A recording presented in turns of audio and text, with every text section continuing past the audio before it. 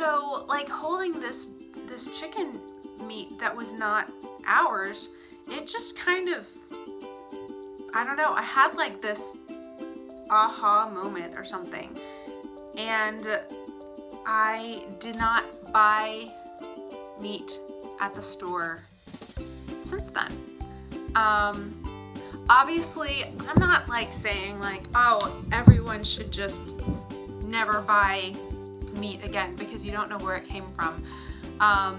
This is just my take on, and our take kind of as a family, on the change that has kind of come about from us living closer to where our food comes from. Because we're experiencing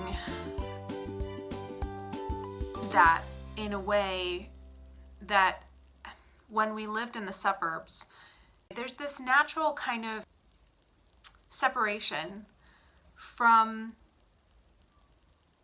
your food. You know, it might be painful to part with your money when you go to the grocery store and you buy something, especially if it's like organic and it's more expensive. You're like, oh, I know that this is $7 and I could buy it for $3. But it's still very abstract. And I guess like that is what changed in my mind. It went from being abstract to being very tangible. Like, I can still feel essentially like the act of butchering that chicken. And it sounds weird, but like it made it so that I knew that I could not on a regular basis eat meat that I had no control over how it lived, how it died, and how it was processed afterwards. Now, that is not to say that we don't eat meat, period. We do eat meat when we go out, which we don't eat out that often. We eat meat if we're at someone's house and they serve it to us. We don't say like, oh no, we're vegetarians and we're not going to eat meat.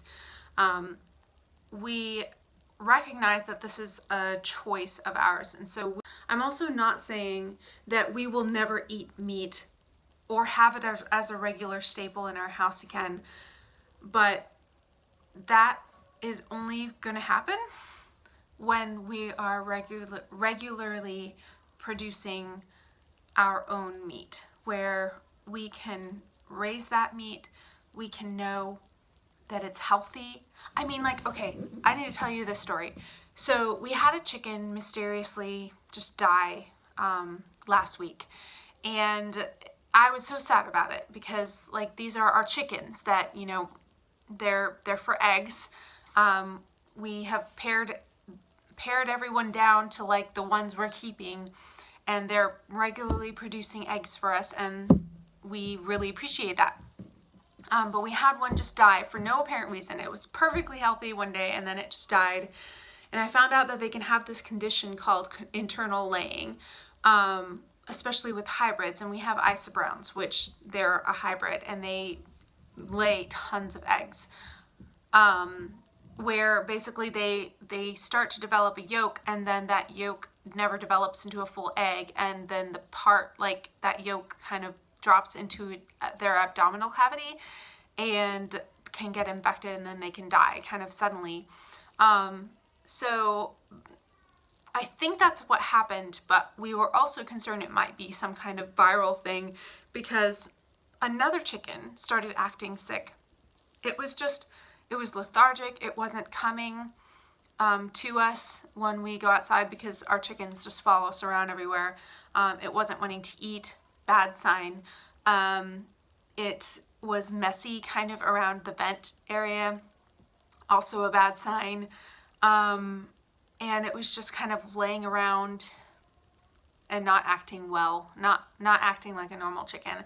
And I was concerned that we were going to have to, you know, put her out of her misery, or we were just going to wake up and find her dead the next day.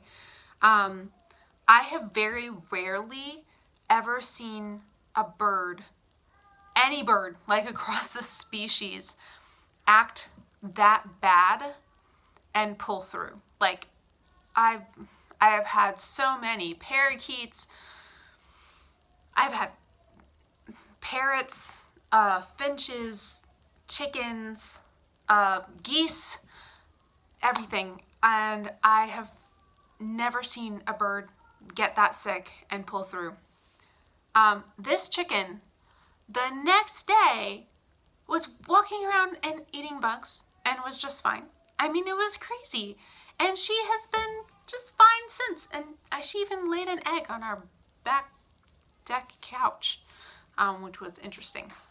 But yeah, so like here we have these chickens that are just like allowed to go and be chickens and eat whatever it is that they find and be super healthy to the point of actually recovering from such a mysterious illness. And you know that doesn't happen. Like, I mean, I don't know. I know it's anecdotal, but I tend to think it's because our chickens are just really healthy because they just get to be chickens. And like, that's what I want for the animals that we are consuming. I want to be able to be responsible for them. And so yeah, that's why homesteading led to being vegetarian, at least in our home, or flexitarian, whichever one you will call it. So I hope you enjoyed today's video. I know it was long and rambling, but if you want to hear more about this decision or our diet, let me know in the comments below. Subscribe, of course, and I will see you next time. Bye.